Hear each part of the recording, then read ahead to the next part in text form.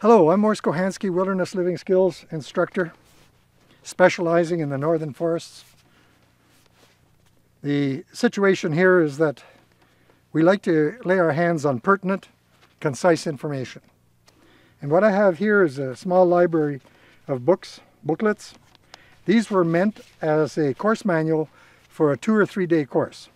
So you can see that you could virtually take 18, 20 courses here, and this is the knowledge that is encompassed in there because it's been concentrated and boiled down to the effect that it's like the cream that you skim off of the milk. And this form, although it's handy and quite attractive, is such a problem to be mailing that you can get the same information by downloading off the internet through www.karamat.com. And there are more of these, and eventually there'll be more yet, where you are getting 32 pages of information concisely laid out. Sometimes there is a bit of repetition, but we try hard not to bring in too much irrelevant competition. For example, here's a booklet that says how to survive when it's bitter cold and there is no snow, which means that all the firewood is laying there readily available to you. Then comes another condition, how to survive when the snow is so deep you need to use snowshoes. The easy firewood is not available, and you have to have snowshoes to be able to go anywhere.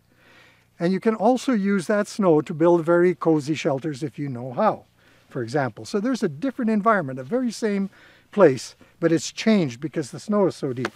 And then you pack together a survival kit and then learn how to use it. What would you pack in the kit? Well, if you're going to pack anything in the kit, first ask yourself, what has this item got to do with one of two things? How does this help me to sleep tonight? How does this kit help me to find the water or process the water that I need to operate with my body? Knots. A lot of people slough off knots and spend a few hours on it, not realizing that for you to be able to tie knots properly, you must be able to do them in the pitch darkness behind your back. If you want to build a pair of ski shoes after nightfall, you pretty well have to do it by feel.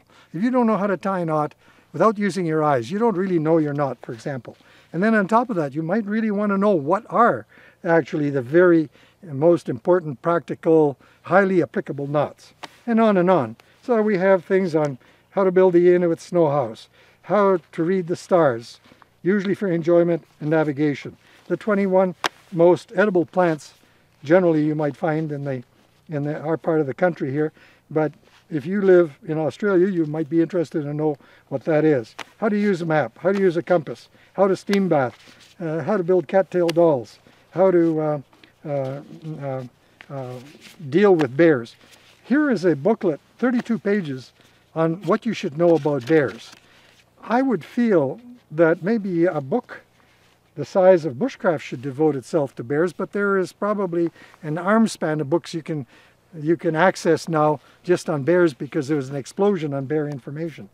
But I would say that if you're a kid that sets foot into the forest and you don't know 32 pages worth of about bears, 32 pages on cougars, 32 pages on any other dangerous animal, maybe you should think twice because you are going to places where angels fear to tread and you blithely find yourself there and don't know how to act when you are confronted by some of these creatures that could terrify us a bit. At any rate, between the DVDs, between the various booklets, and all the other resources that you find on Karamat, you can get a tremendous amount of information that hopefully is sound enough for you to acknowledge that you're not wasting your time or your money when you acquire this information.